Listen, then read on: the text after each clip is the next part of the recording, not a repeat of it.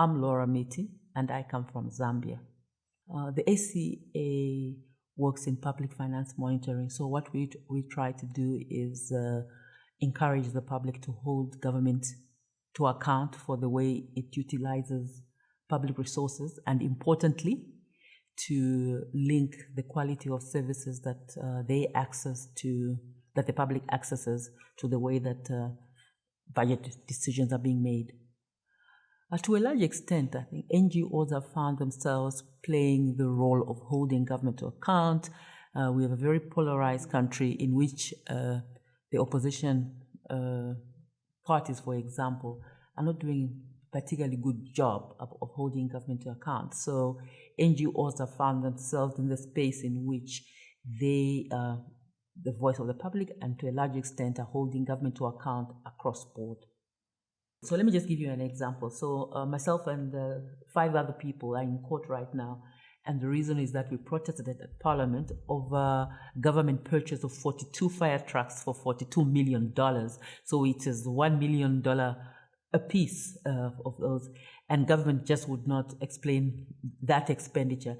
A large part of that amount of money was spent within the country buying houses, buying vehicles, and only 30% was the cost of the fire trucks. So we asked questions, and we were arrested, and we've been appearing in court since last year. The protest was peaceful. There's nothing that we did wrong. So that gives you an example of the space of assembly, especially, and even of self-expression.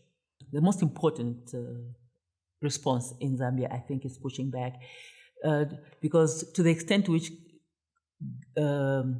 citizens or NGOs defer or allow government to unlawfully prevent them from doing their work, government takes that space.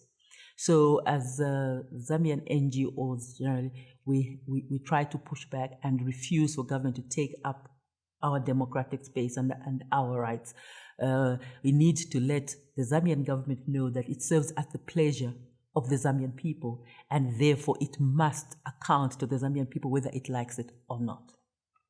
Innovation, I suppose, is doing things just a little bit more differently in order to get your results, because if you keep doing, whether it's an activities, whether it is strategies, they have to be somewhat different. I would say that it is the fact that a campaign can be thought through differently, that it does not weaken the campaign to be innovative, and that the more you push the borders of creativity, you're most likely to reach your target, and that is what will produce impact, that little bit of innovation and looking at things differently.